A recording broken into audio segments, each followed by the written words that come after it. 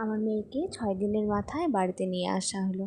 নিয়ে এসে স্নান টান করিয়ে ওর পাপা নিয়ে শুয়েছিল। পুজোর আয়োজন হচ্ছে, পুরোহিত মশাই বসে গেছে পুজো দিতে। এখন পুজো চলছে আপাতত। পুজোর পরে দিদুনের কোলে উঠেছে, কোলে উঠে সবাইকে দেখছে, সবাই হাসাহাসি করছিল। মাও তার দিকে দেখছে, কী যে বুঝছে কী যে দেখছে সেই জানে। সবার মনে একটা সেই আনন্দ, পুজো হচ্ছে, বাড়ির লক্ষ্মী বাড়িতে এসেছে, পুজো তো হবেই তাই না? তাই বাড়িতে পুজো হচ্ছে। আপনাদের বাড়িতে নিয়ম আছে নাকি জানি না, আমাদের বাড়িতে নিয়ম এই ছয় ষষ্ঠীতে এরকম পুজো করে। পুজো করে আমরা সুন্দরভাবে জিনিসটাকে সাজিয়ে গুছিয়ে নিই। আর পুরোহিত মশাই এখানে পুজো করছে, আমি সামনে বসেছিলাম ঠাকুরের সামনে, আর পুরোহিত পুজো করছে। মন্ত্রটা নেওয়া হয়নি, স্কিপ করে দিয়েছি কারণ ভয়েস ওভার দেবো তাই।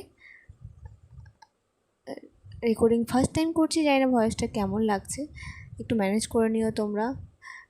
যজ্ঞটা খুব সুন্দর হয়েছিল সবাই বলছিল, কারণ আমি শুনেছি যে যজ্ঞের আগুন যত উপরে ওঠে তত বলে শুভ।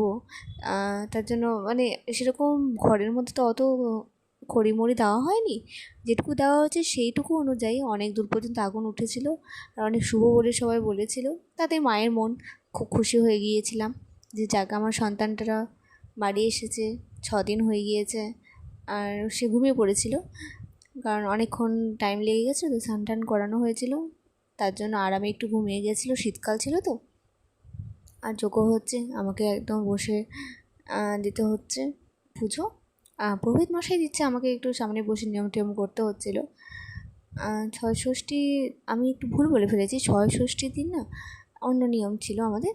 এটা 13 দিনের মাথায় করেছিল, আমি যখন শুদ্ধ হয়ে গিয়েছিলাম তখন হয়েছিল। 6 দিনের মাথায় শুধুমাত্র এমনি একটু নিয়ম হয়েছিল, সোনার রাম রাম দেওয়া হয়েছিল, কী কী করা হয়েছিল সেটা আমি ভিডিও করিনি, কারণ কি তখন আমি অতটা সুস্থ ছিলাম না। তো এটা আমাদের 13 দিনের মাথায়, আমি একটু ভুলে বলে ফেলেছিলাম। 13 দিনের মাথায় আমাদের এই পুজোটা হয়েছে। আমি